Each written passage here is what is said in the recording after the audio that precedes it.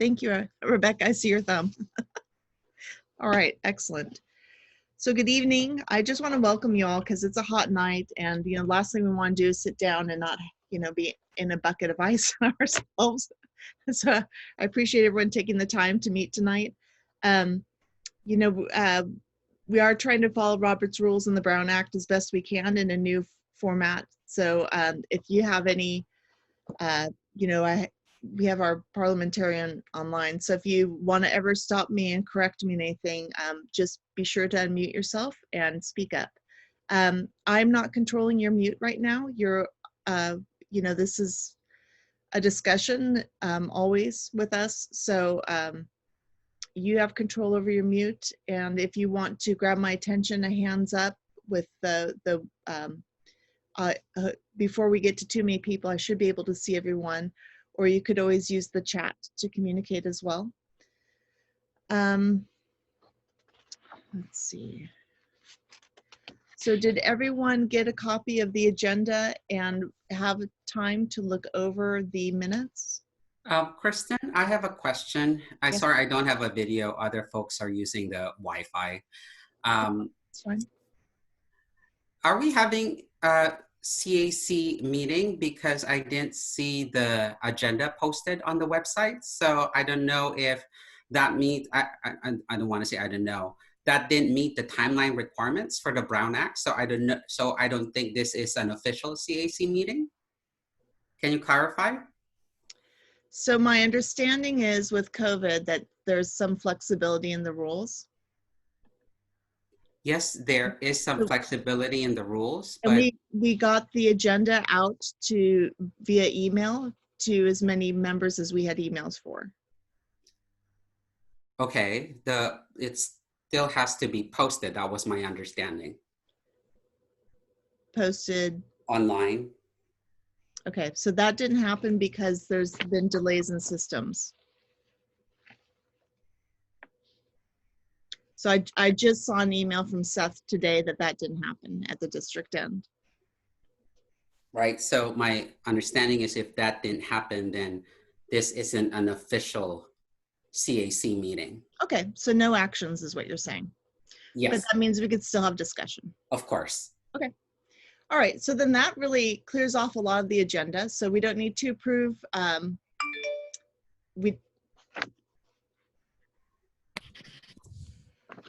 Let me put my phone on silent because that's gonna bug the heck out of me.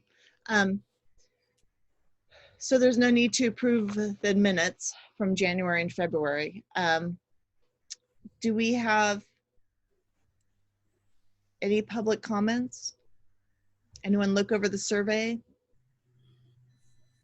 that was sent out?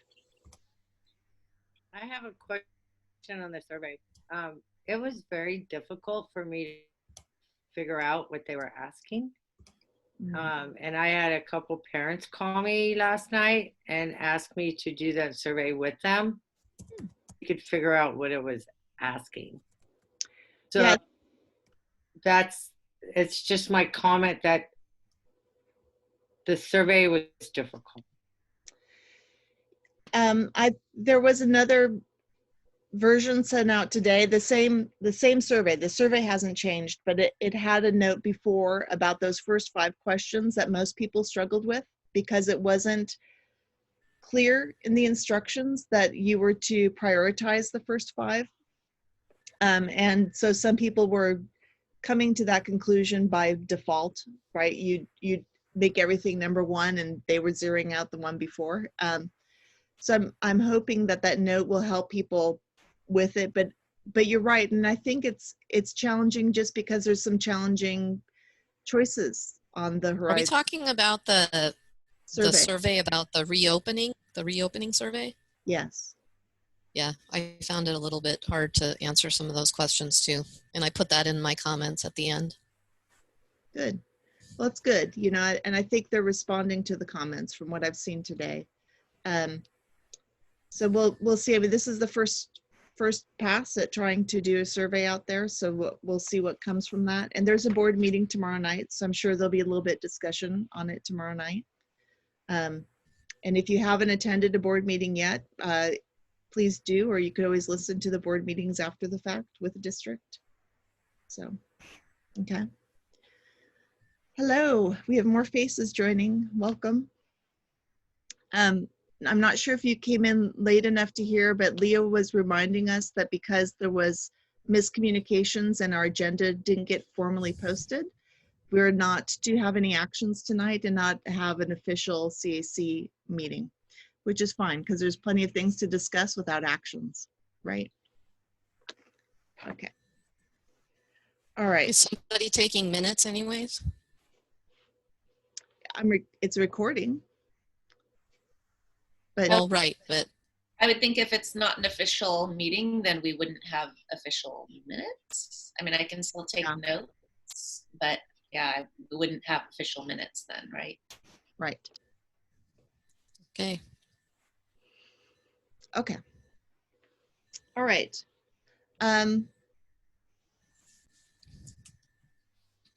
So other than anyone else want to comment on their experience with the survey?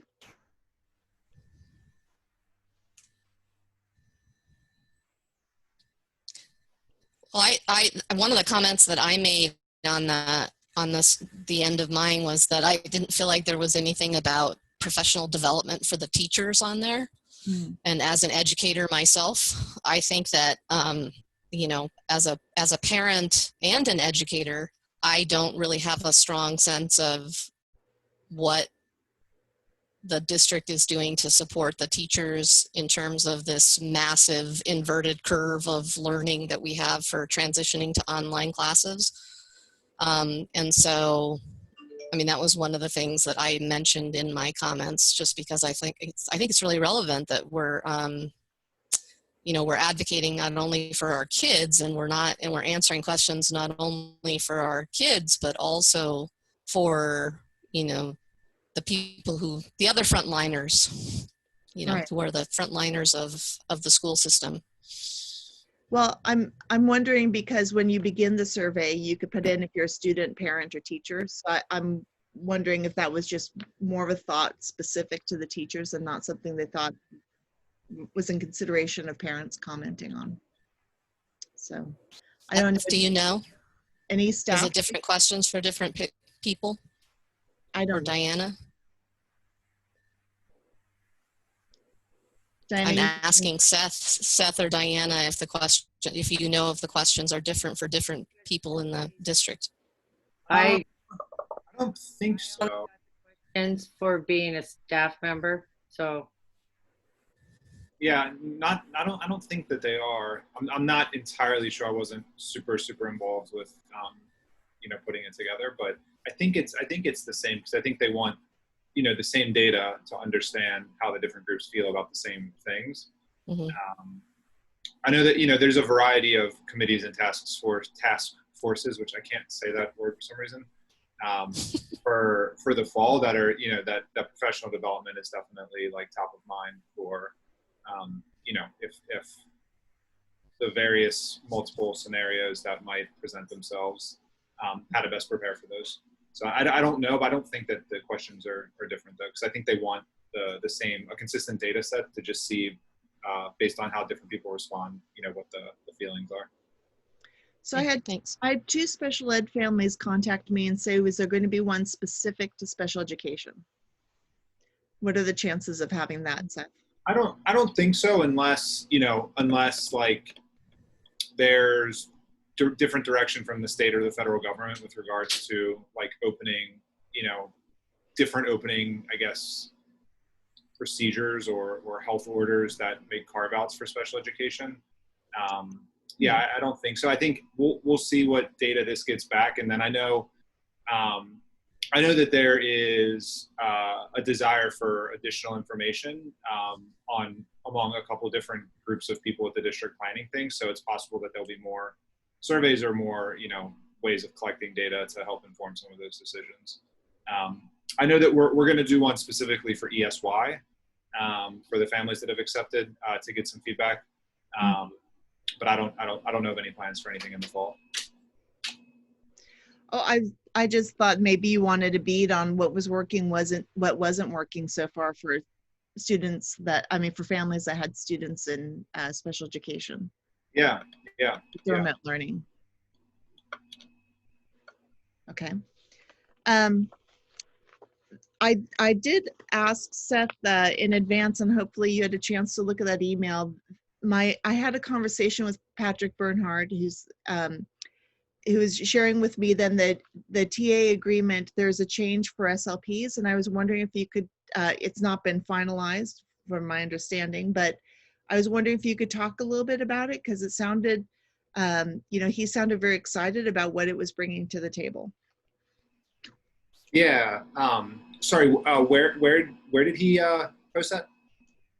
He didn't post that. That was a conversation. Oh. Okay. Got it. I was just curious. Yeah. I mean, it has been ratified by SJTA, so it's public. I think it's sort of a long thing, so I'll try to make it relatively short. I mean, the basic concept is sort of twofold. The first is that we're going to move to a model that separates the therapy activities from the assessment activities, so that there'll be a dedicated team conducting assessments and a dedicated, much larger team providing the services to the students. We think that's actually, there's many reasons why, but ultimately better service for our students, and a chance to focus on one part of the job rather than two sort of similar but very different jobs, as I'm sure Diana could talk about. I mean, that's the big change, and then with that comes a little bit of a change in how we assign workload to SLPs. So moving away from a number of students to a more granular look at the duration and frequency of their services, to smooth out the to make it a little more equitable, to make it more equitable, not a little more, a lot more equitable, because previously we've been operating under, an SLP serves 55 students, and those 55 students can really vary, right? If you're on a campus with 4 moderate to severe programs or 4 SDC autism programs, those students have more services than if you're on a site with no SDC programs, but you have 55 students who are general education students. So yeah, those are like the 2 big changes.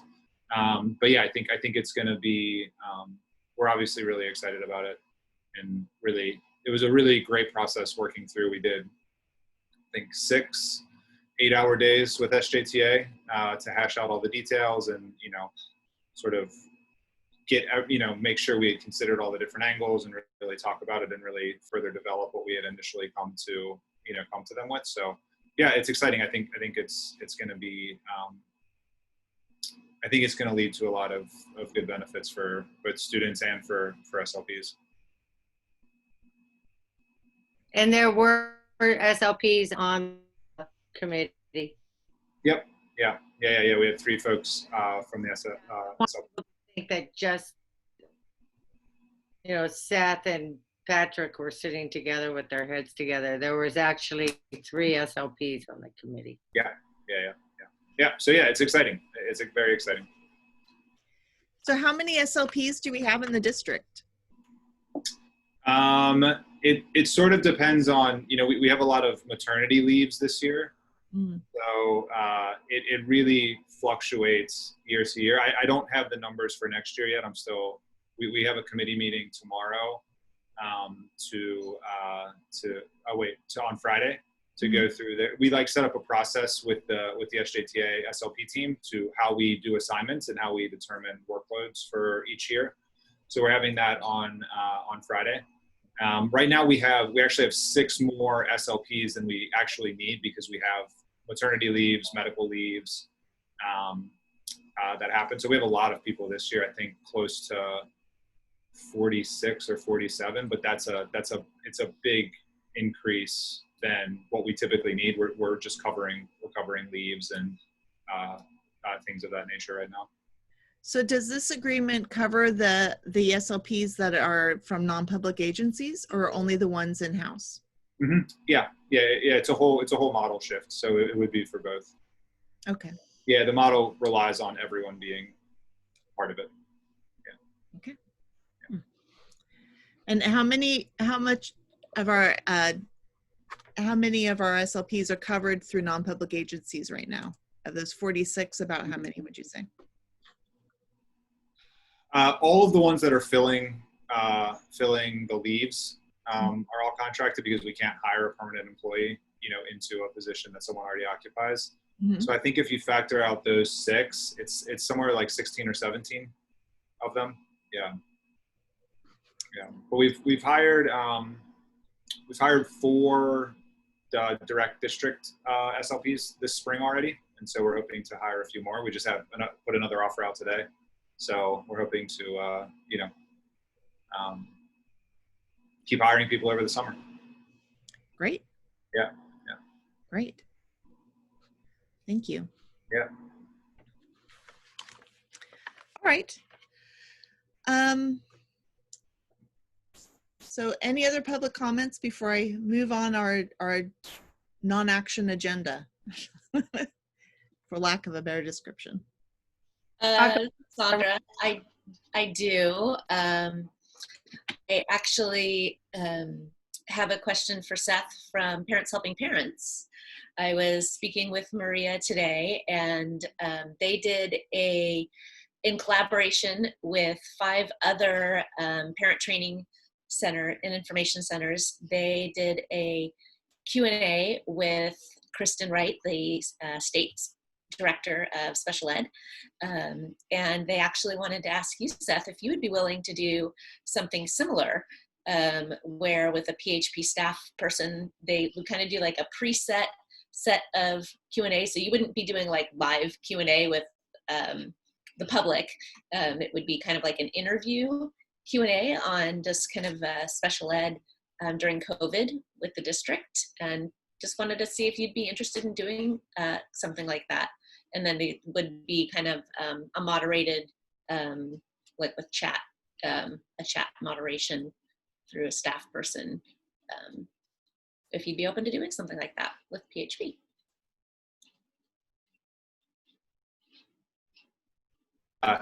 Sorry. I might have some more questions, but if you want to connect me with the person over email, yeah, I'd be happy to chat with them some more and, make a final decision. But yeah, that would be, Okay, great. Yeah. Super, thank you. Yeah. Maybe even you as well, Leo, because Director Wright kept referring to the fabulous SELPA directors as being a resource for parents for a lot of the questions that were coming in. So. Yeah, I participated for a part of that presentation, and Kristen, although she is leaving, say that again? It's official? It is official. So Kristen Wright is leaving, and I know when she gave a heads up to SELPA directors prior to her presentation, she wanted to make sure that her message was in alignment with districts that have varying, resources and needs. So yeah, so sure. Yeah, we can connect, Seth and I can connect with Maria, or vice versa, that's fine. Yeah, if you can broker that, Sandra, that works as well. Okay, perfect. Thank you. Thanks, appreciate it.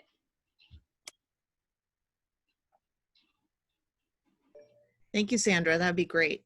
Leo, I do want to thank you for that Padlet that you put together full of information, because certainly those first couple weeks when all the information was changing rapidly with everything from the CDE as well as the,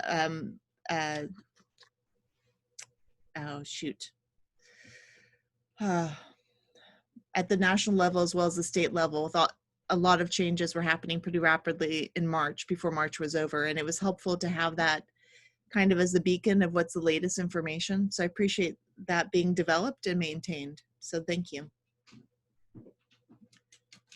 Did anyone not see it, by the way? Because I know I sent it out and I know Seth sent it out.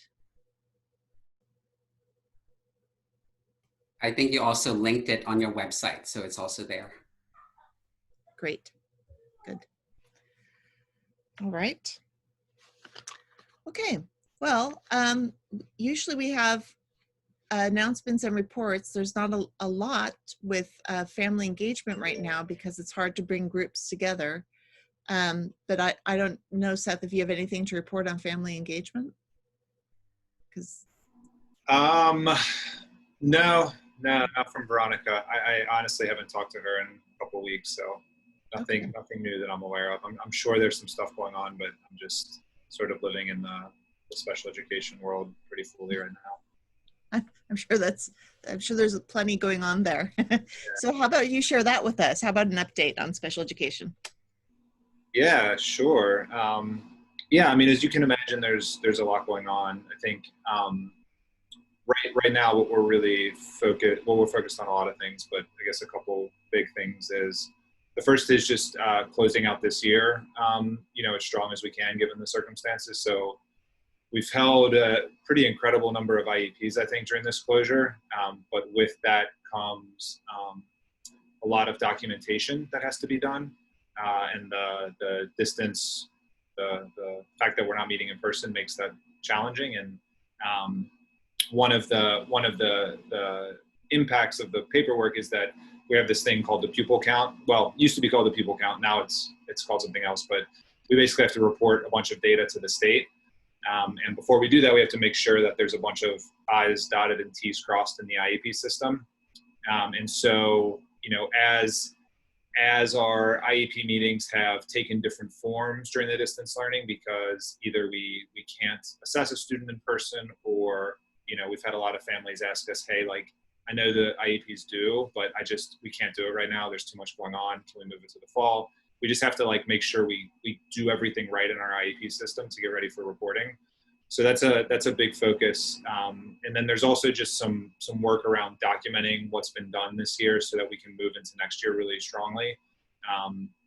Especially as people leave the area or we have a few retirements, that we know exactly kind of what's happening with the different students at each school so that we can follow up appropriately in the fall. So there's a lot of, as I'm sure Diana can attest to, a lot of asks from me to our staff in terms of making sure we've documented all that stuff. So I think that's a big push. We're obviously in the midst of the final planning for extended school year. So we've got all our staff hired, got a lot of our students enrolled. We've done a bunch of pushes for enrollment. We're up to about where we usually are with an in-person session, which is great. I'm not sure I'm not sure what the impact will be with it being virtual, how many people are going to show up or anything, but our hope is we can have it be pretty consistent. So there's a lot of planning that needs to go into that still. But I think, like I was sharing earlier in the comments at the start, we're probably about 95% finished with the guide for staff and families, which is actually going to be the same documents that everyone's operating under the same expectations. So that'll be going out soon. We've obviously got the usual staffing for the fall. So our HR team's done a great job of keeping our hiring process moving, from day one of this closure. So we've actually, I think, been able to snap up a lot of really good people because a lot of other districts didn't get into gear and people were eager to, solidify what their job was going to be in the fall. So we've hired a bunch of people. Dominic, the superintendent, he'll give an update tomorrow on the open positions. He always calls out what they are, but we're at a much better place right now than we've ever been heading into the summer in terms of vacancies. So that's good, but there's still a lot to be done still. So that's a big thing. And then obviously planning for the multiple scenarios that may face us in the fall is taking up a lot of time and is something that we're by nature needs to have a lot of input from a lot of different folks across the district. So we've been spending a lot of time on that. And then obviously just the usual, I think I've been to more IEPs in the past 4 weeks than ever before.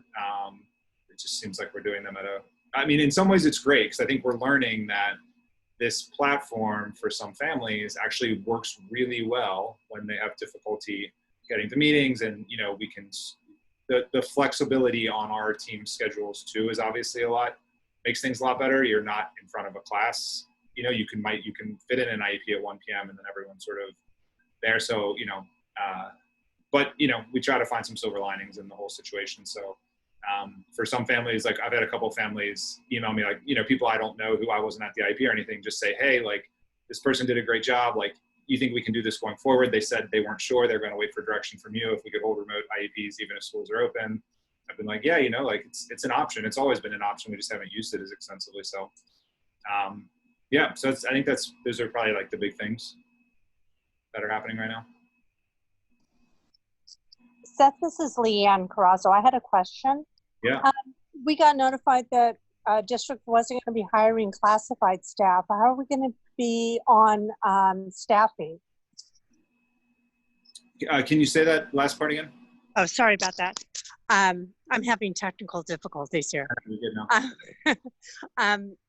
My question is about, we got notification that there was kind of a hiring freeze on classified workers. So how is that going to affect us in the special ed classrooms and with IEPs that require the one-on-ones, especially with reopening? Yeah. I think that the HR team is still just working out, obviously for all school districts right now, the budget is a big question, and the ability of the state to fund us at the previously promised levels is also a big question. And so we're having to, I think, look at, with classified as a broad group. And so I know that the HR team and Superintendent Bejarano understand that the classroom aide vacancies are important.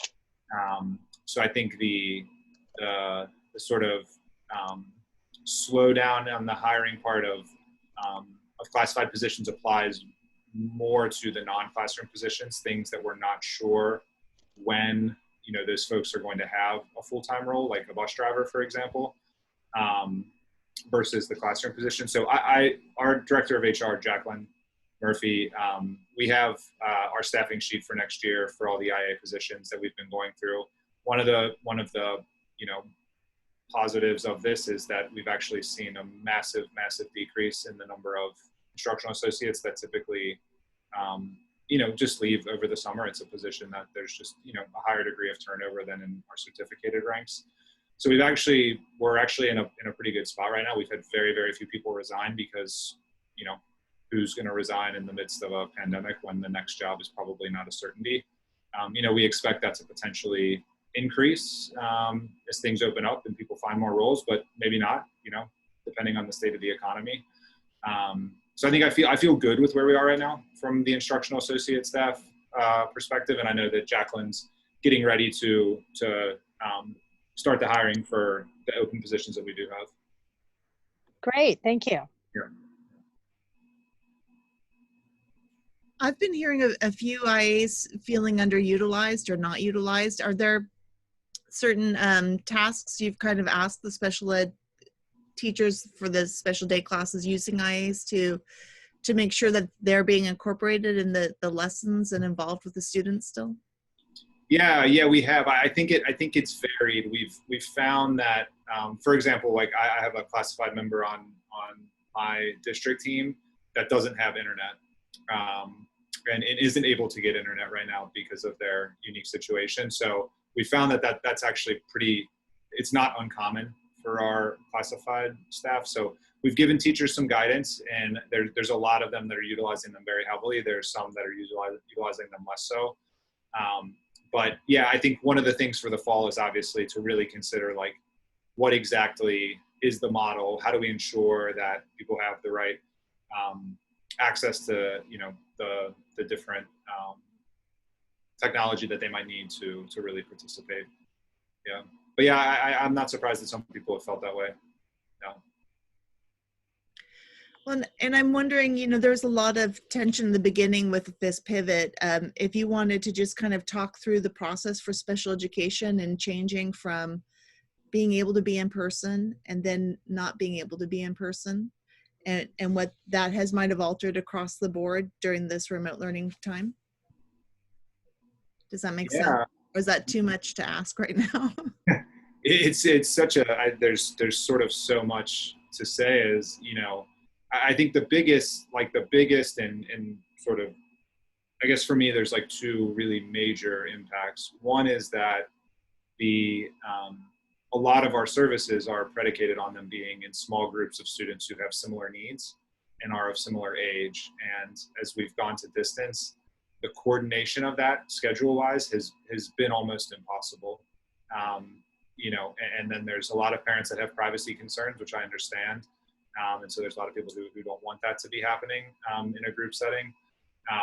And so, you know, that I think that's one of the biggest impacts is we've tried to work with each student to figure out like what exactly can we do in a week and how can we fit this in, you know, in terms of services. That's been a big thing. And then the other thing is that there also a lot of the services that not a lot, but, you know, a good chunk of the services we provide are really intended to support students in an instructional environment. And so, you know, adaptive physical education, yeah, you can do some stuff virtually, right? Like you can give activities and you can, you know, record yourself doing stuff around the house about how you might work on some skills, but, you know, that's no substitute for working with a student in person, or occupational therapy, right? Like a lot of the same thing. So I think those are the two big challenges we face. And then just also, you know, as a lot of articles have been written, the sort of existing inequities in the system, you know, unrelated to disability, just in terms of socioeconomic status, English language, like those sorts of things become just harder and harder to bridge in a distance learning environment if you're in a house where you don't have quiet spots at work, or you don't have internet, or your cell phone is turned off a lot, your electricity goes off, you know, all those different factors. It's been, you know, I think we've invested a lot of time and effort into tracking down as many, you know, all of the students if we can, but there's still just I think we've run into situations where either we just can't get a hold of students at all, or that the families just have a lot more pressing survival things to deal with, that they're just not really interested in trying to, you know, work out a schedule, which I get, you know. So yeah, that's been the big challenges as we pivot. I think we've learned a lot of lessons with things. You know, on the flip side, you know, if you look at the positives, there are some students for whom this model has proven to be actually very beneficial because of their, you know, their needs, specifically students who have anxiety or school refusal. And this has actually really helped them in a lot of ways. But again, it's, you know, it's students who are in situations where life is stable otherwise, and they can focus on the schooling piece. So those are some of the big challenges. And then we, like I said, we actually have staff that don't have internet where they live, or very, very weak internet that's not really designed for direct therapy and things like that. So just sorting all of that out has been a logistical challenge too, of like getting them into the district office to do work and making sure it's a small group so that, you know, they're not seeing other people and all those sorts of things. Thank you. I think it's helpful to have that insight. And I was going to ask if they're able to use the offices to have access if it was so limiting at home. Yeah. I know this isn't, you know, well, in looking at what will happen with reopening, I know there's a lot of concern about students having to wear the masks because several of the students with disabilities have sensory issues, or just or fearful of people wearing masks. So are there options that are being considered to assure still the safety of our teachers and students? That's one of the big questions, I think, because if you, you know, if you read the health order and all of that, it's kind of like, my wife's a former SDC teacher, and she's a inclusion specialist now at another district, and she's doing their ESY, and they asked her, you know, like, how would we do this in person? And gave her the health order, and she's like, have you ever been in an SDC class? Like, do you think this is going to work? Like, do you think we can expect, you know, teachers to feel safe in that environment? And so, yeah, it's a big question. I don't know exactly how, you know, how we're going to solve for that, but you know, the committee that we have, or the task force that we have, has a bunch of well, we've kept it somewhat small so that it's workable, but we have several teachers, an SLP, a school psychologist, et cetera. So we're going to, I think, talk about, what might be some creative ways to do that, and how can we, it's a real challenge. It's a real thing, especially for the younger students. Like, how is this going to happen? How are we going to So Seth, how much are you guys trying to coordinate with other districts and other organizations nationally? Because I mean, I oftentimes hear, not just you and your department of people saying, but just in general, people say we're working together to figure this out. But I think that not reinventing the wheel in every different district and location and school is something that is really beneficial. I mean, I think if we, I know specifically in my experience that one of the things that's come out of this is that we're doing a lot more, team collaboration for like problem solving, online teaching stuff at San Jose State. And so I'm just wondering how much your people in particular are, like, this is a very real issue, right? Is the safety of teachers and students in special ed, the ESY programs, how much collaboration is happening, if any, and are you getting any guidance from the state and the feds at all specific to special ed classes? Seth, if you don't mind me pitching in. Yeah, I was going to say there's a lot of stakeholder work groups that are happening. Superintendent of Public Instruction, Tony Thurman, has put together a work group, and even superintendents are giving feedback on plans based on some of the districts or county offices that have started to open up. So we are learning from each other through this process, and and we're waiting for official guidance from the state regarding considerations for all students, not just students with disabilities. We hope that those guidance are a little bit more specific and prescriptive. That way we have more to go on.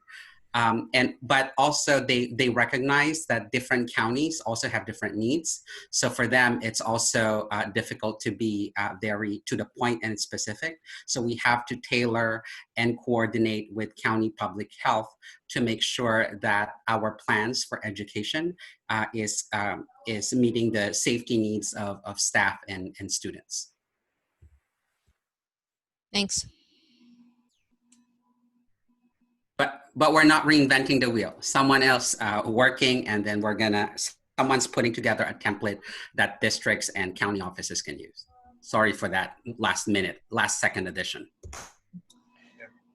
That's good. I'm giving applause to that. Seth, you mentioned earlier you have a bit of a task force going yourself. Are you involving some parents with that? Or is it just staff?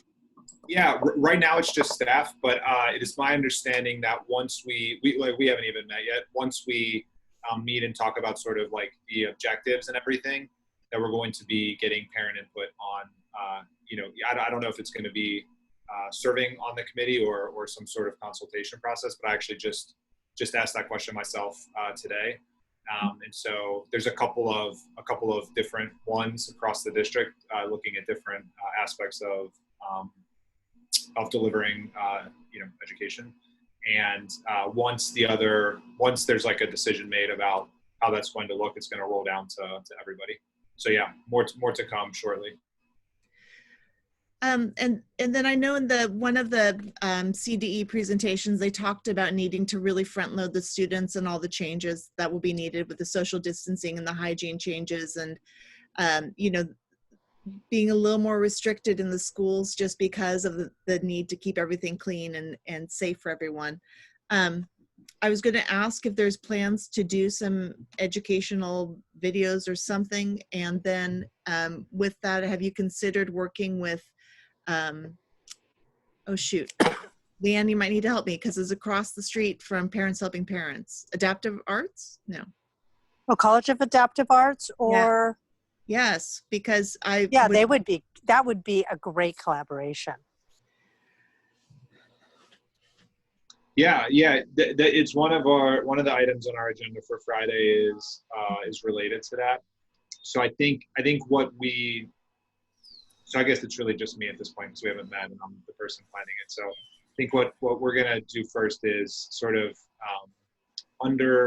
make sure we're all in alignment on what the scope of our work is, because for example, a lot of the decisions made about like curriculum and instruction are going to be taken from, it's going to be the same expectations across the board, and we're just going to modify them as we need to in special education. So we're going to focus on defining what our scope is, getting alignment on that, understanding how we're going to work.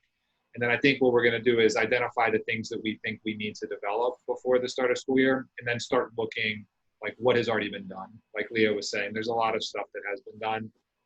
I'm in contact with all the other directors across the county. And so, I've used a ton of their stuff already and shared mine and everything. And then Nancy is in a bunch of working, or I don't know, she just gets a lot of information and sends me the relevant stuff for special education. So there's a lot of that. So I think that's sort of what our plan is right now, is to identify what we think we need, see what else is out there, and then adapt it to meet like our community's needs. But the College of the Adaptive Arts, I know we've got some contacts over there, so that's a good suggestion. I'll jot that down for sure. Yeah, I think that'd be great. Yeah. Seth, I just had one more thing. Yeah. Yes, Leanne. In this, in your task force, are you including any IAs or classifieds?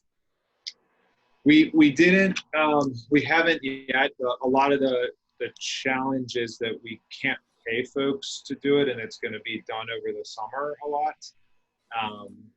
So I think we haven't yet, but I don't think that's going to preclude us from involving people moving forward. I'll volunteer. Okay, that's good. I mean, yeah, because going into this, I've dealt with this population for 17 years, and, I think that perspective needs to be in here because we're going to be the ones that are actually doing. Yeah. Yeah. And so, and at times there are times that things happen at district office and above us, and then we're told we have to do something. But when we look at it, it's like, wait a minute, we can't do it this way. Yeah. We might have to modify it. We might have to adapt, but I'd be more than willing to help with that process. Yeah. Because I'm anticipating a lot of behavioral issues when we go back. Yeah. I think that's a good perspective. It's a good point. And the social distancing too, we have a lot of students that, don't have, they have communication devices, that have toileting issues, that, the frontline people are going to need some guidance on how to do that. And,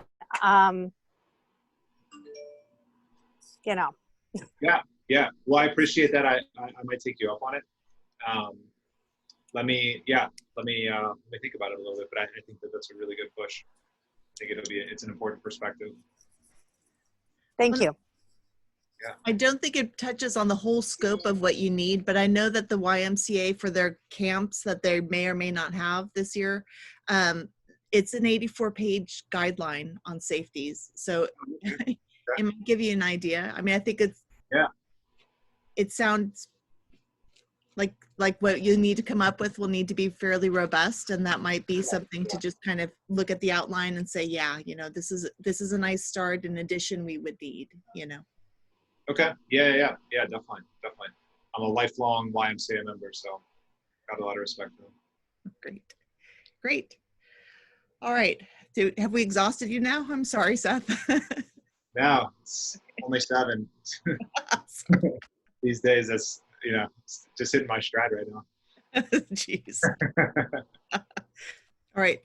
Leo, do you want to update us on SELPA? Uh-oh. No, I'm here. This is my 8th Zoom meeting for today. So bless you. Sorry. SELPA update. We are working on section D and section E of the local plan. Those are our annual events, the annual service plan and annual budget plan. We are using CDE's template that they officially released sometime in February, March. The template has been very wonky.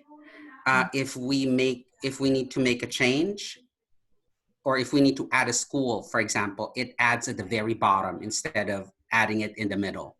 So it's been taking a lot of work for my staff and myself doing data entry.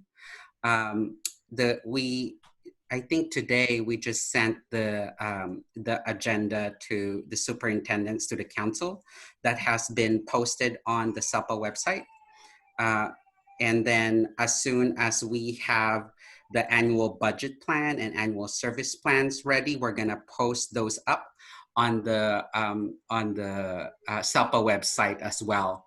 As of last week, the annual service, I think it's almost about 150 pages now for annual budget and annual service plan using CDE's template. So it will be a struggle to present that information and wind it down.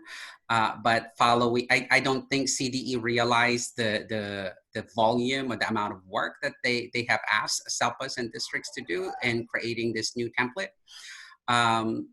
So there's that. I think section B, we're gonna push that back. CDE has pushed the deadline to next year, to June of next year. So we have some time, but what the committee work on, the local plan committee work on, will continue. It's just giving us an extra year. Hopefully we get that done beginning of next year, maybe when folks have settled a bit on distance learning and or transition to rolling in and out of schools. Transitioning between distance and in person. So we'll see how that goes. But right now, we're almost at 150 pages on the annual service and annual budget plans. So that's with the new template. I think that's it. I think that's my main update. I know Kristen Wright has, I think, just an update from CDE. We know that she is officially leaving the department. She is moving to SAC, County Office of Education. And also their assistant director in special ed has moved to another department. And then their person who was overseeing non-public schools was also moved to another department. So this coming school year, there's going to be a lot of new leadership in CDE special ed. So we will see what awaits us. And hopefully when I say CDE is able to continue the commitment that current leadership has made. Because as you know, whenever there's new leadership, sometimes their styles change and commitments are not fulfilled. So we're hoping for the best with new leadership at CDE Special Ed. All right. Well, thank you. And that's sad news, actually. I'm sorry that she's moving on, but I'm sure she's going to do some great things wherever she lands. And it'll be interesting, like you said, to see what happens. I'm troubled that this template that was supposed to make make things easier has made things more complicated. Is the CDE getting enough of an earful about their new template that they're considering another revision? They got more than an earful from the SELPA directors statewide. I think their intentions were good.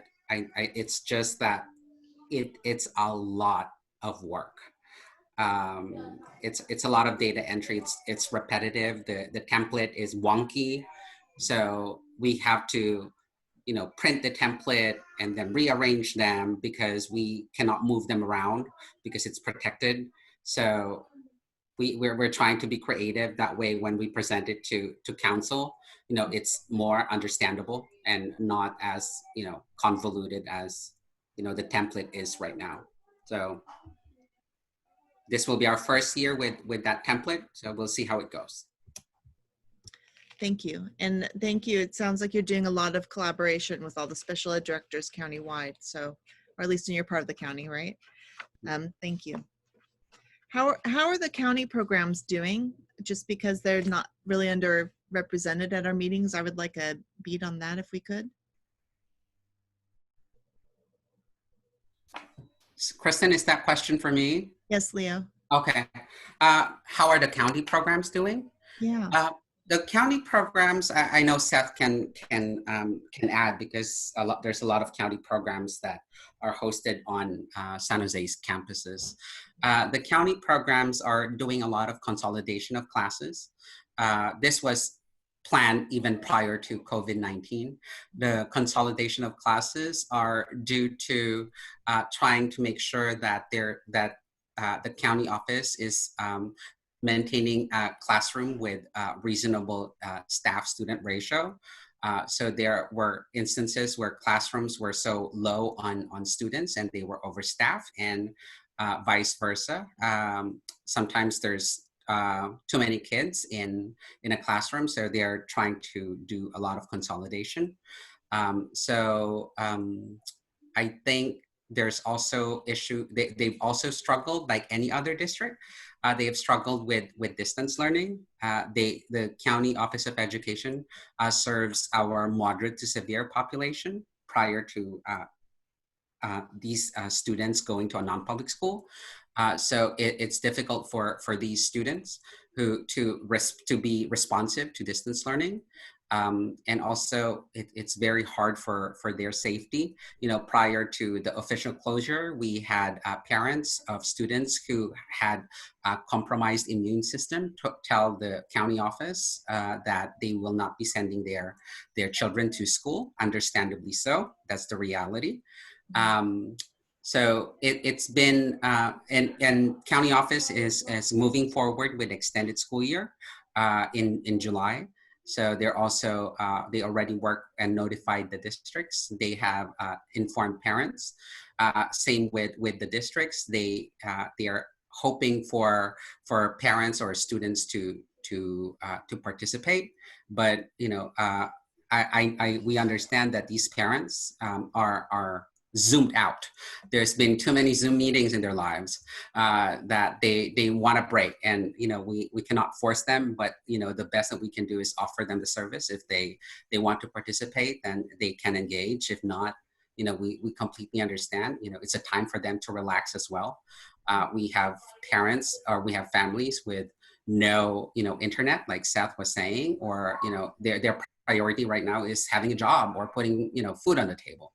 So education takes a step back, but county office is moving forward with distance learning this ESY, and they're also working on plans on how to serve students in the coming school year, same like any other district.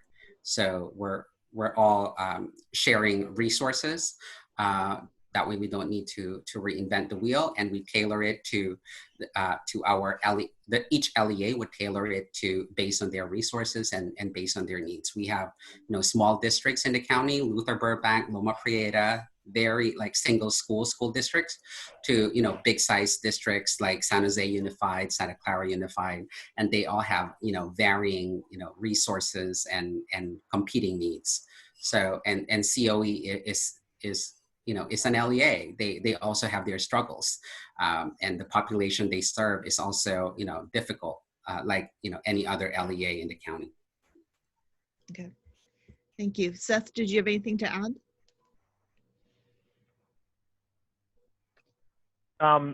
No, yeah, I think Leo summed it up well. We have a program specialist dedicated to working with our families for our students who are in the Santa Clara County Office of Education program. So I know she's been busy at a bunch of IEPs, but nothing, sort of the same challenges that, like Leo said, that other districts have faced. But overall, I think it's been pretty smooth. with things there. So yeah. Okay, thank you. Well, we don't have school board on the call, but there is a school board meeting tomorrow night. So if you have a chance to log in and listen to that, or as I suggested earlier, after the fact, you could always tune into. I'm imagining that a lot of talk will be about how things are going, you know, with some of the thought process going on. What are the thoughts on budget? and you know, it sounds like Seth already said we should have an update on staffing too. So that would be a good meeting to tune into if you have the bandwidth tomorrow for yet another web meeting. So on the agenda next is to talk about the recruitment of new members and next year planning. I'd intended to start that conversation about a half hour ago, but you know, recruitment of new members is going to be a little difficult if there's not enough. I mean, some of the new members being recruited has just been from being on the campus and talking to other parents, and there might not be that kind of drop-off luxury anymore.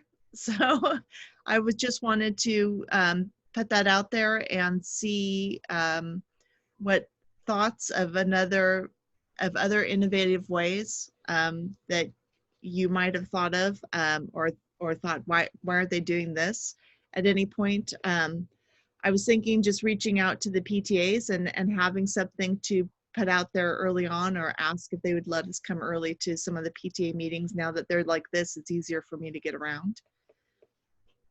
Anybody else have a thought? Well, I just want to put my vote in again for having access to the whole district population of parents, because even if people don't have kids who are in special education, they could be part of our committee. Okay. And, you know, I'll just end there. Well, you know, I'm kind of wondering, in thinking through how things might be this coming year, I would imagine that back to school night won't actually physically be on school sites, because that's inviting a lot of parents into classrooms, and I don't think that they want to do that. They want to keep that population of who's entering those spaces as low as possible. So if they're virtual like this, I'm wondering if we couldn't make a little CACSE video to just kind of ask them if they would play that at the beginning of, you know, for the special day classes, or maybe, you know, in the elementary schools in every class, to just kind of introduce ourselves as one of the resources for parents. Is there a possibility of that happening? I love that idea. I think that's a fantastic idea. Yay. I think it's a great idea too, but good luck getting it to happen. Yeah, and for the middle schools and high schools as well, right? Not Right. just elementary school. Well, you know, it wouldn't have to just be CAC. It could also be DLAC, and it could also be, you know, VIP would always like more people to be coming to their meetings. But, and then Family University, all the groups that are involved with having that advisory component come to the school. I think just a brief little bit about who we are and what we do would be really informative. I know it's spelled out on the website, but something about that engagement, if here's just a brief bit, I think would be really helpful. And maybe that's something to talk to Veronica Lara about, because I know she likes to make movies. So, I have a question. yes. So I know that the district is over the top busy right now with end of the year and making sure everything's done. So I'm confused whose responsibility it is to notify the parents. When I first started with the district, the employees got letters to give to the parents about the meeting. It was in Spanish and English. And the district sent us enough for our caseload. And then they started emailing them. And then, so we would email them to the parents. But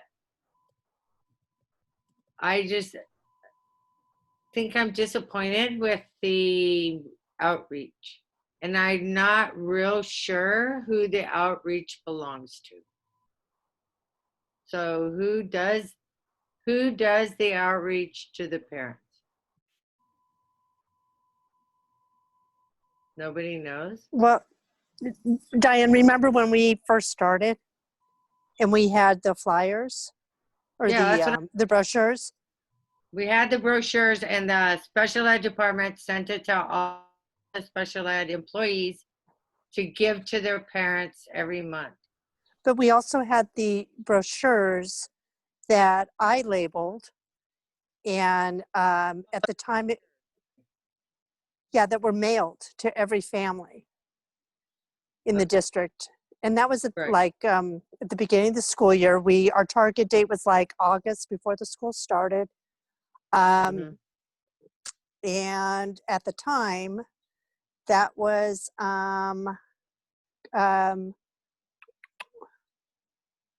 who was it that was helping us? That was the assistant superintendent.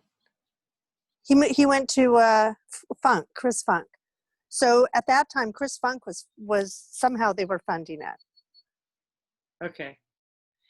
But I mean, I'm literally talking about the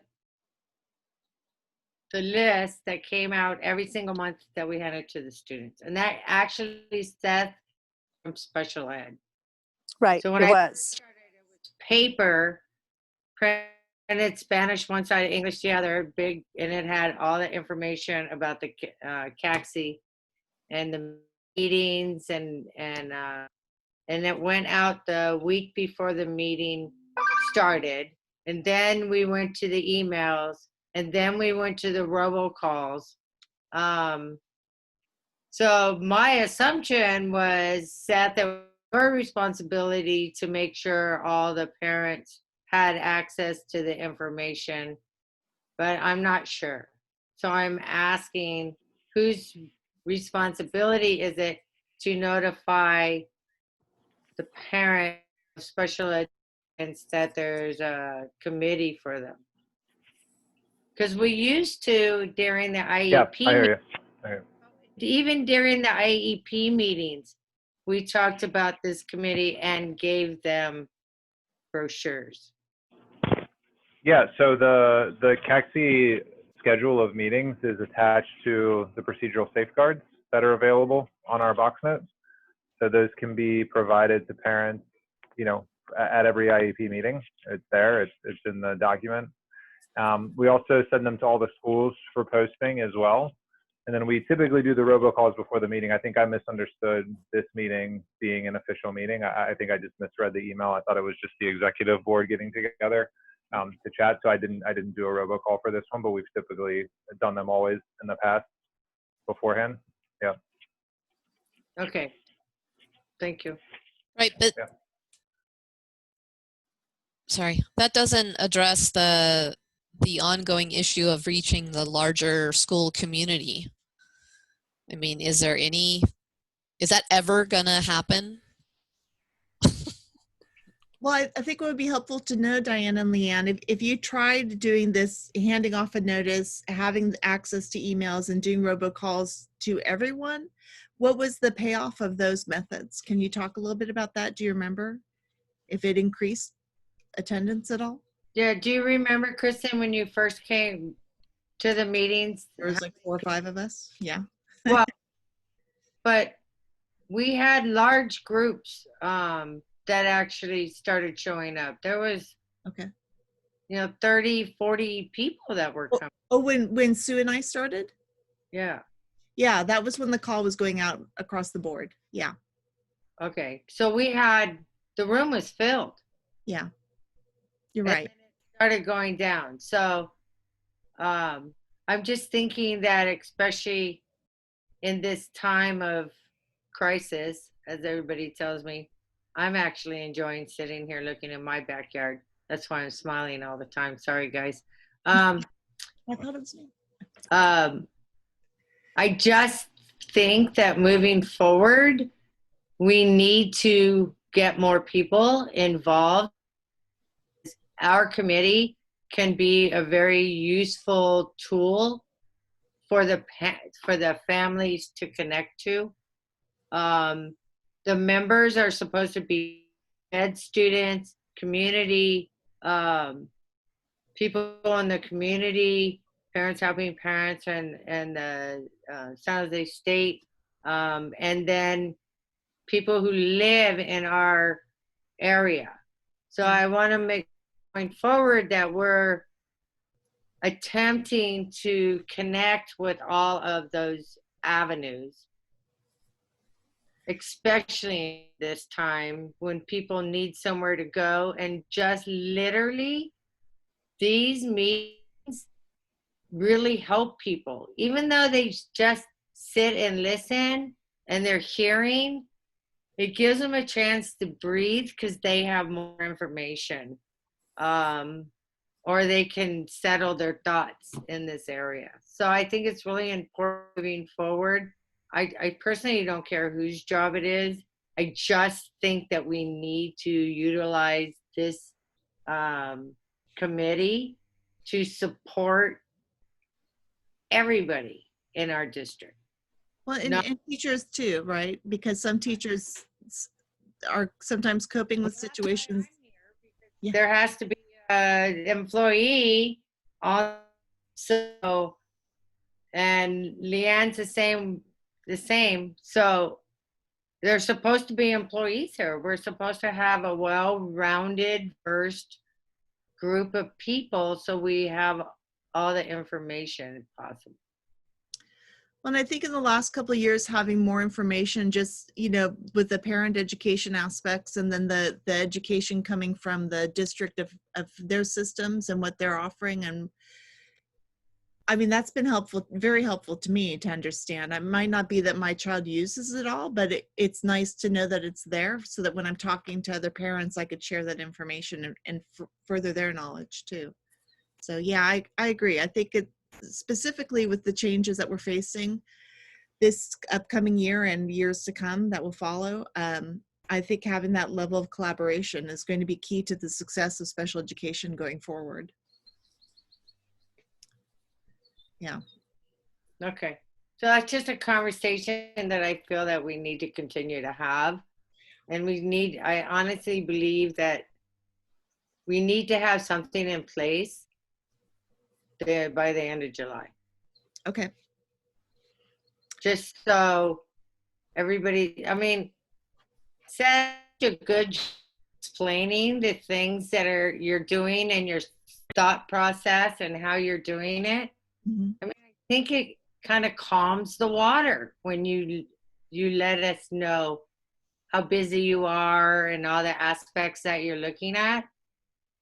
So, and I feel when you talk about what you're doing in the district that you're supporting me and you're helping, right? And you got a plan. So I don't feel anxious about what's going on or all those thoughts that go through my head, because then you come on, you say, this is what we're doing, and we have this committee, and we're looking at this, and I'm like, oh, good, he's got it, right?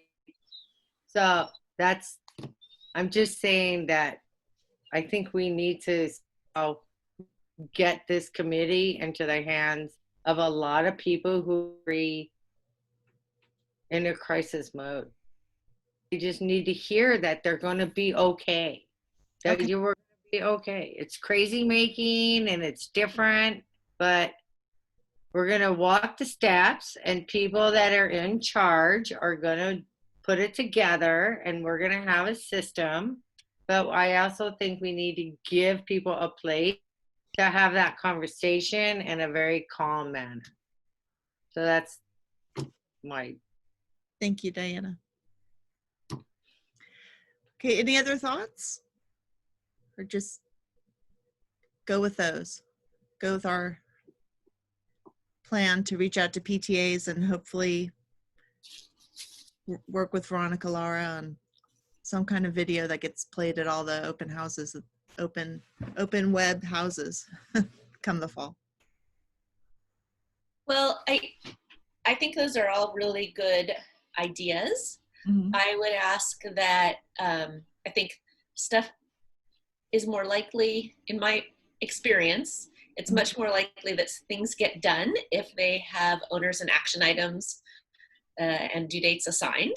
Okay. So I know this isn't an official executive committee meeting, and it's not an official CACSE meeting. It's just kind of it's kind of a weird now discussion type meeting. So I don't know if it's an appropriate in this meeting, or if we want to have in a follow-up executive committee meeting to do that in order, to assign who's going to do what and by when, in order to make sure that we actually then go forward and get that stuff done. So we are to be electing a new chair and vice chair, and I was going to ask about nominations tonight. So we definitely have to have a meeting in June.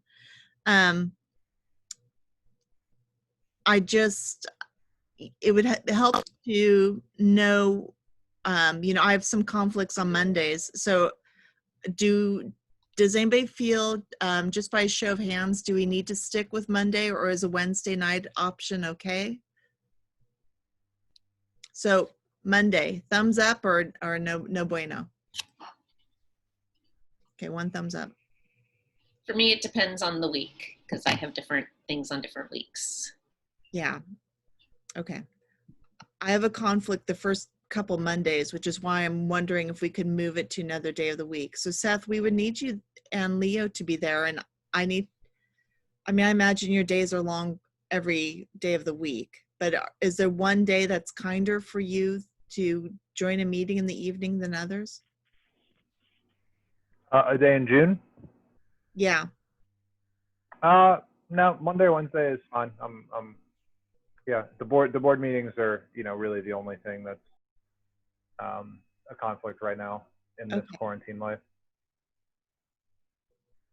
So if we had a meeting on June 10th, is that feasible? Leo, Seth? That works for me. That does? Yep. Yeah. That works for me. Okay. So then I'll get an agenda into you soon, Seth, so it could get posted. Okay. Yeah, please. And translated and posted, because that's in 2 weeks. Yeah. Right? Okay. Okay. Thank you. Oh, I see lots of thumbs up. Thank you. Okay. So then on June 10th, by then I should have had a conversation with Veronica Lara and pushed around the idea a little more of doing a video to introduce the different advisory committees and parent engagement committees at the open houses, because we're presuming that some of that will be done virtually, and that hopefully that will get the word out. And then we should talk more about getting the first few meetings out in general robocall to see if it can't increase our numbers.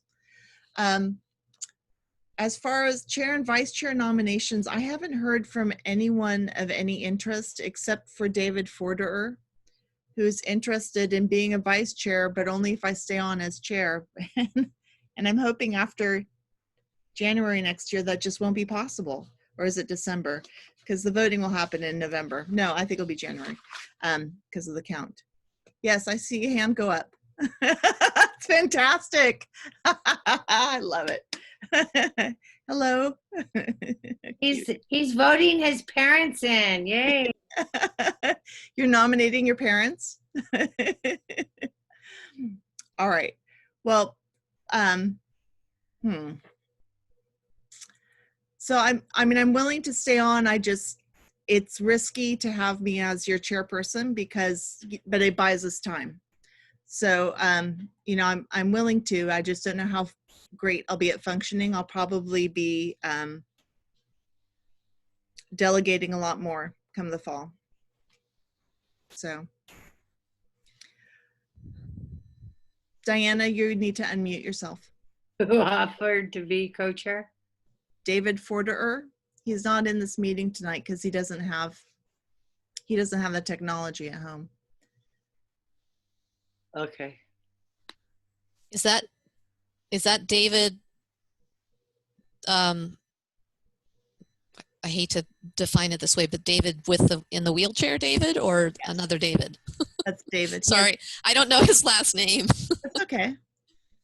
And I'm not stuttering. It's actually Forderer. That's how it's spelled, E-R-E-R. Yeah, so he's he's worked with David Grady for the State Council of Developmental Disabilities, and he just sees it as another avenue to continue the advocacy work he likes to do. But you know, in the past, it's been more parents involved at it, and he doesn't have kids, so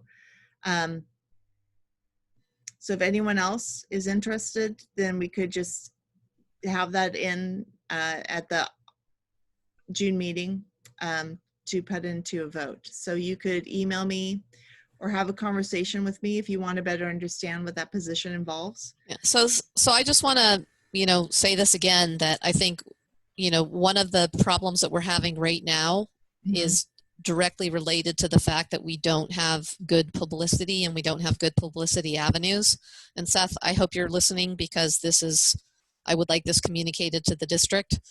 I mean, we have, you know, very few people who we can reach out to and recruit for not only members of this committee, but also to hold board positions. You know, and it would have been great if we had, you know, another 10 parents that could have been in the grooming process for taking over these positions, you know, and instead we've got nobody who wants to step up. And you know, and I honestly, I'm thinking about stepping back, because I don't think that this committee is going anywhere, and I would rather put my energies into practices that I think are really going to support parents.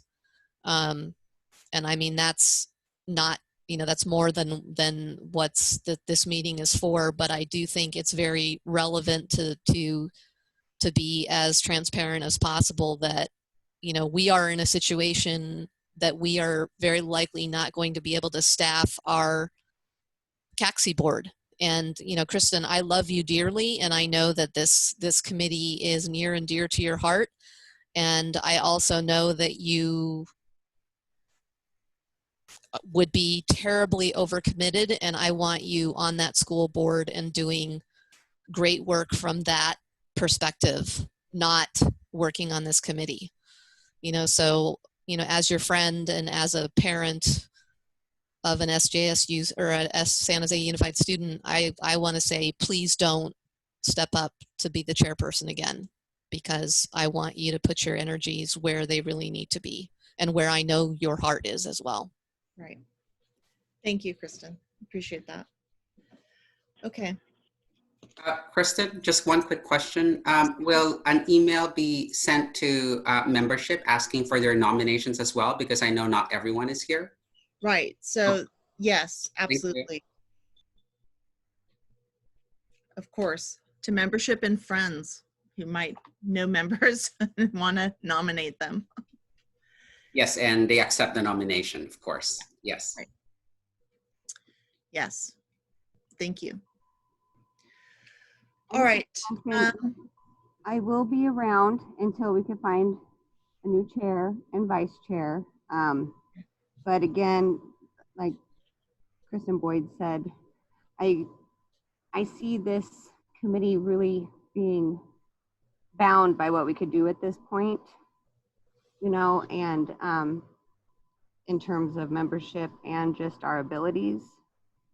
So, but I'll be around until we can find somebody. But yeah, I won't be doing anything more after that one, because I won't have my hand in the pot, so to speak, since my kid will be out of the school district. So, but I'm hoping somebody would like to step up and take some charge. It is a good committee. We just need to solidify it and, you know, work at it a bit more, make it a little bit more robust, I feel. Thank you, Rebecca. How are plans for graduation working in your home? Oh, you mean the virtual graduation? Well, that's just it. Yeah. Okay. All right. So the next item was to check in about the COVID impact on special education in your homes. If you want to talk a little bit about how the change in school has worked for you, the good, the bad, you know, we'd like to hear it all because that's the only way we learn. And I'm just going to turn off my mic and hand it over. Kristen, before you start that, I'll just let everyone know that I have to go. Okay. But if you need me for something, shoot me an email. Okay. And Leo, I didn't get a chance to ask. Everyone's well in your home? They're doing fine. The 4-month-old is keeping us awake. 1 hour of sleep today. I'm so sorry. And then all these webinars. No, okay. I hope everyone is well and be safe. All right. Thank you. You too, Leo. Take care.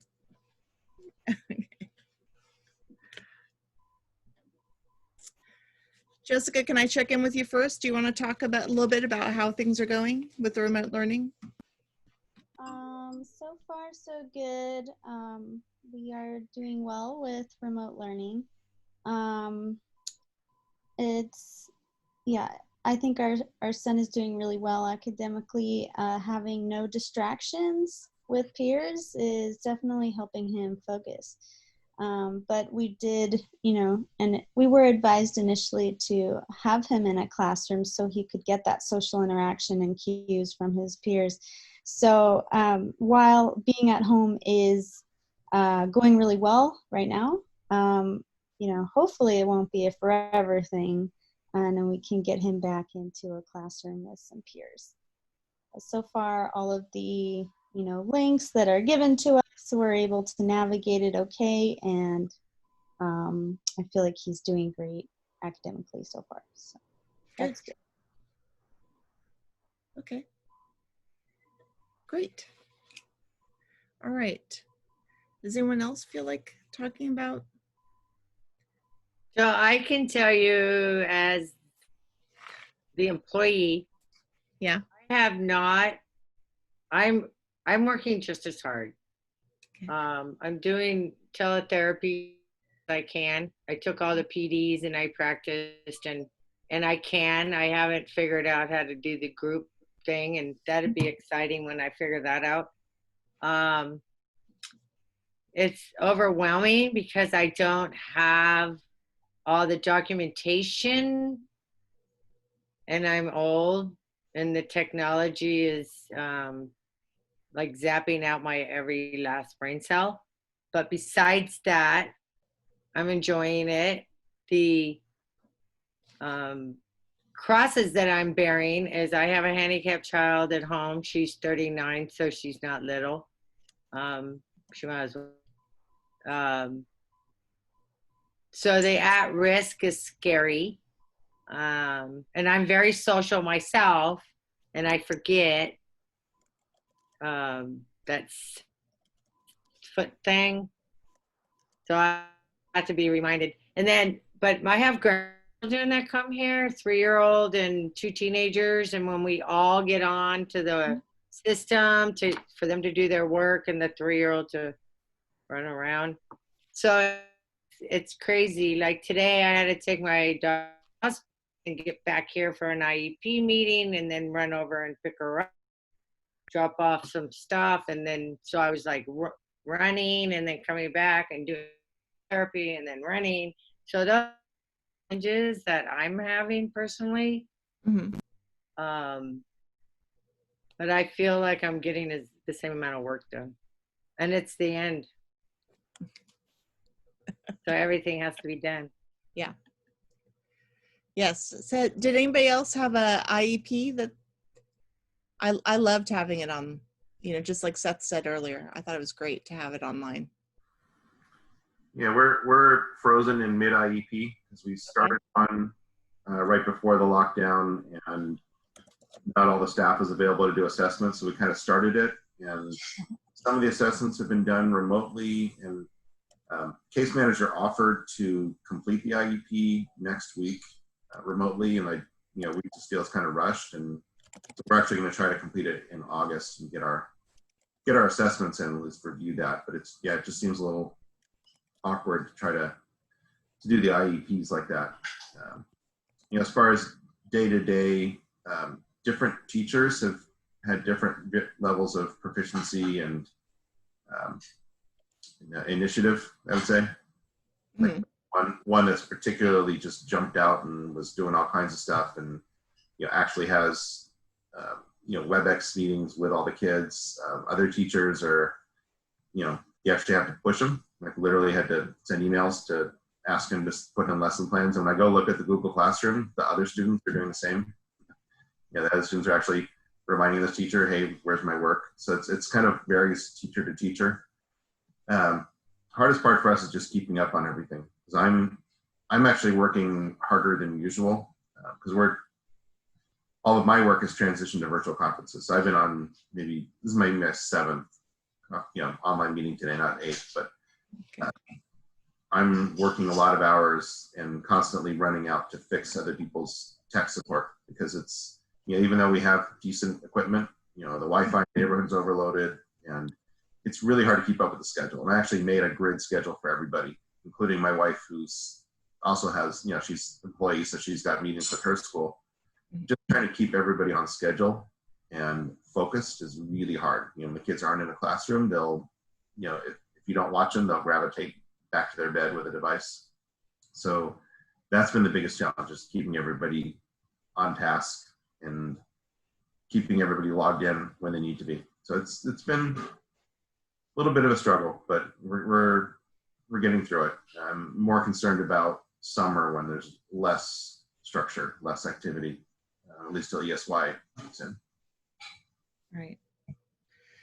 Well, you kind of brought up a point though that, there's a lot to do then as parents when managing the remote learning at home. So have you thought of any other ways that parents could have been maybe better supported so that if they have to continue the remote learning,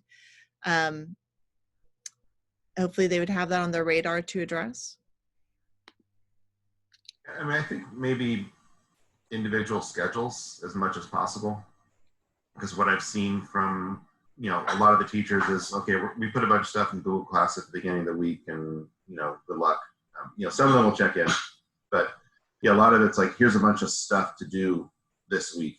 And for kids like ours, they need a little more structure. So I've been able to kind of say, this is the time you're going to do an OT activity. So if there is an actual OT from a provider, then we try to find something else. Okay, go work with your hands. And there's one point when we had a speech activity, and I think Deborah had an appointment and I had a meeting, so I convinced my children to do a role play. Just say, okay, one of you is this, one of you is that, and go and pretend you're doing that, to at least try to get them into some interaction. So it takes a lot of creativity, but it's just a lot of energy. So if somebody could help with schedules, I know there's been sort of generalized schedules, but for our kids, maybe a little more individualized schedules of when to do what would be pretty helpful. I think both my boys have struggled with not being very clear on what the expectation is from the teachers. So, and part of that is because they're trying to figure out what they can expect maybe, but I think to just have a clear expectation from the beginning would be really, really helpful. And, it sounds like for your kids, part of that would be that expectation of the schedule to keep. So, yeah. Okay. Anyone else? Yeah, one of the things Seth, you're here. One of the things that other districts did was they sent out schedules to the students from the top. So the students accepted that they were still in school. One of the comments from the students is that it's an option. For some reason, that it's not an option has not been conveyed strong enough to the students. They still believe that the grade had in March is the grade they're going to have, and then minus. And so I just that moving forward, somebody needs to tell the students it's not an option. I mean, it's too late now, but come August, I hope the district, if we're doing the district learning distance learning, that it's the top that tells the students it's their responsibility. Therefore, everybody that's doing all the work can just point at the top and say, they said it needs to be done, we're going to do it. So that's just something that you might want to take back to your group. Yeah, yeah, that's helpful. Yeah, thank you. And I think, some of the parents and the discussions we've had have talked about how the teachers or an IA or the therapist really drew the parent into just kind of this is what the plan is, and this is how you could help further the plan, and that was useful. But I think part of that discussion needs to be how available can you be. And the other thing I was going to say, Seth, is I wish I could remember which district it was, but they sent out a here is your role, and it helped define what's your role as a student, what's your role as the parent, what the staff will be doing for you, because with the shuffle of no longer being in a place where that role is kind of implied, I think there's too many assumptions, and as Diana mentioned, for students too, a lot of assumptions, that if some of that is spelled out at the beginning, and it's very important that that be done with the special education students, because they need, across the board, there needs to be more front loading, but this is applicable to general education as well, specifically in those younger grades. Just that clear, this is your role, and this is how it looks, and that's going to be important if they are on campus. This is your role on the bus, because we have new safety measures, and your role now entails being socially apart, making sure that your mask is on, and that you're sitting down and being and behaving the best you can. All that front loading is going to need to happen just across the board. But, Yeah. No, those are good suggestions. okay. Jotting them down here. Okay. Anyone else want to weigh in on supportive? I forgot to mention one thing. Our therapy sessions during the week have been really good. We have our speech, once a week, speech therapy through Zoom or WebEx, and that's working really well. We also have, I'm trying to think, there's another one, social skills, where our son gets to see some of the other kids that were in his school at Willow Glen Elementary. And that's a really big highlight for him during the week, since he doesn't have a class WebEx meeting, whereas my daughter in first grade does have a class meeting once a week. So she's getting to see her friends. So just having that social skills group meet on the WebEx has been really great for our son to be able to see some of his friends in that program. And then the other one, we're receiving, I think it's called Mary Counseling. And the school counselor at Willow Glen gives David a call once a week and checks in on him to see how he's doing. So we've really enjoyed and are thankful for those during the week to kind of keep things a little more familiar for David. So we're happy about that. That's good. That's really lovely to hear all of that. My son was assigned a new therapist with Mary just before this closure happened, and barely gotten to know them. And the relationship has been a huge success. So, whoever was assigned to my son, just don't let Mary let them go ever. They're amazing. And they have a kid a lot like my son. So they're really connecting well. I was going to ask Seth, some of the support that Mary is giving is around anxiety, and certainly this is a time where that's ramped up. So is there any discussion with Mary of kind of extending a little into the summer before things end with them, or are they ending with the school year? Yeah. So the counselor at Willow Glen Elementary is actually one of our own people.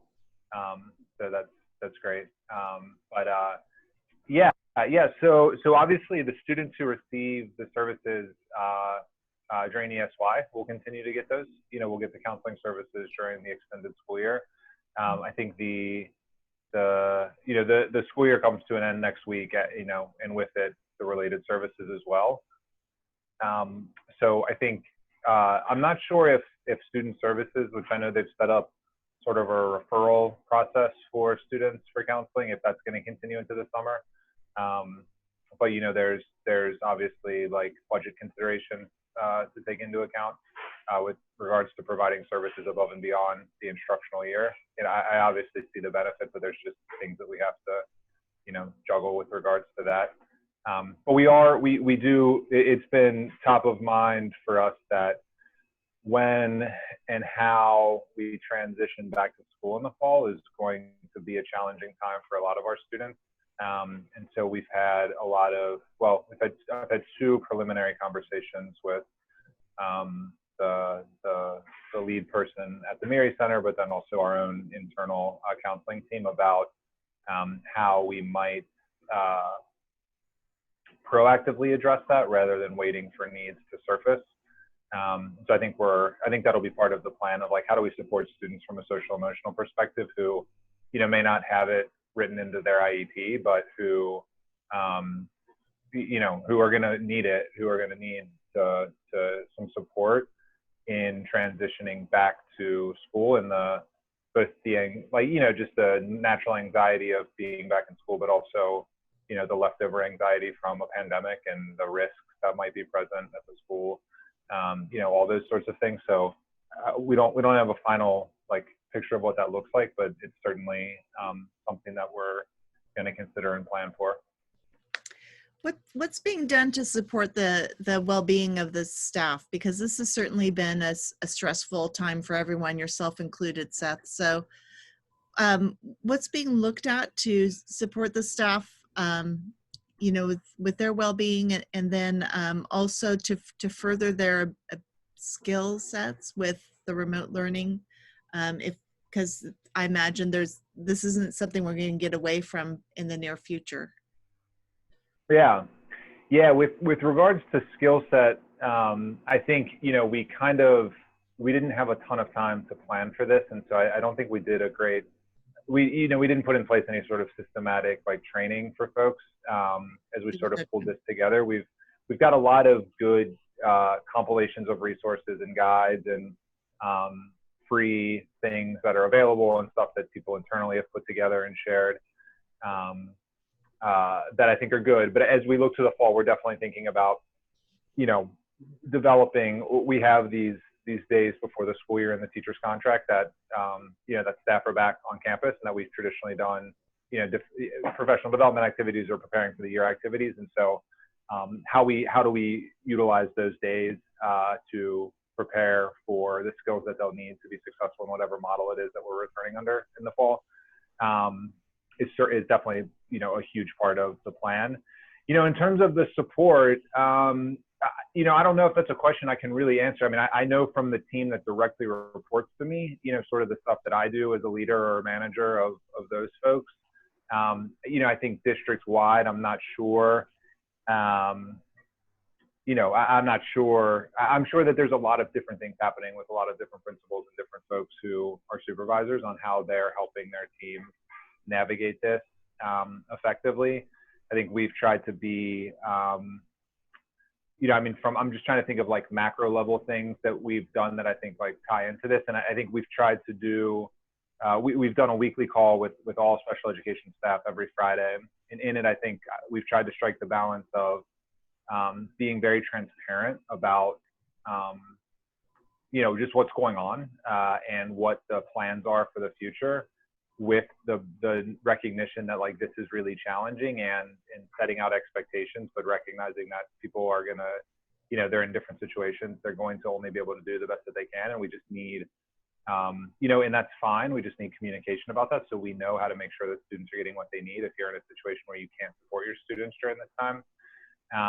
And you know, I've been having a ton of one-on-one conversations with people who are struggling with that, from like either feeling inadequate or feeling like they're not being successful in this model when they've felt their whole careers that they've been a very successful educator. So I think there's a lot of that going on. I don't know if there's any one thing I could point to necessarily. Okay. Well, I know that Sky Schools had reached out, and I'd explored what they do on their site. And then I've also taken one of their classes that was offered through the Santa Clara County Office of Education. And it was breathing and meditation, but in their breathing lessons, they would incorporate a social emotional learning aspect to it. And it was the adult version of what they offer in school. So some of the things that they put forward, I'm sure would be crafted differently, because you're not going to say, what do you look for in a life partner? And, you know, what's the opposite of that? And that would not work for a kid, because they would say, oh, Prince Charming. And, but I thought a lot of what they were bringing across was helpful in having that social emotional component added into, and here's a tool that you could use to help center yourself and be grounded and face the day, and maybe even, you know, help you better cope with stress and anxiety. So I would like to see some of programs like that, where we are proactively approaching mental health across the board, students and staff, instead of having a system where it's reactive. And I know that Cornerstone offers some of the social emotional learning, but I'm not sure enough tools are put in place with Cornerstone. But I kind of wish Jody was on the call, because I think they are looking at social emotional curriculums, but that's low on the totem pole, I'm sure, with everything else going on. But I think given the stress and anxiety that everybody will be returning with, it needs to be something maybe more of a priority.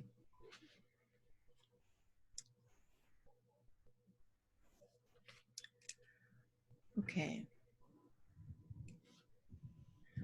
Well, it is 7:45. I've covered everything on our agenda, since we can't do much action-wise.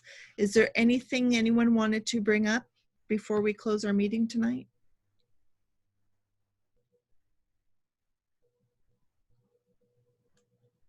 Well, I've missed everyone. I'll say that. I miss not being in a room together right now. Yeah. Video is not the same. It is not. It is not. I volunteer at Martha's Kitchen twice a week because I miss being around people that are not my family members. And even though I'm working across a 6-foot round table with somebody else, and we're chopping away at vegetables, or maybe just, 6 feet apart sideways, making sandwiches, it's a chance to chat. And I've met a couple teachers this way, and it's been insightful, and just socially, it's pretty selfish that I'm going there actually twice a week, but if you have an opportunity, I would suggest to try volunteering, because it's a great chance to at least be in a space around non-family members without grocery shopping.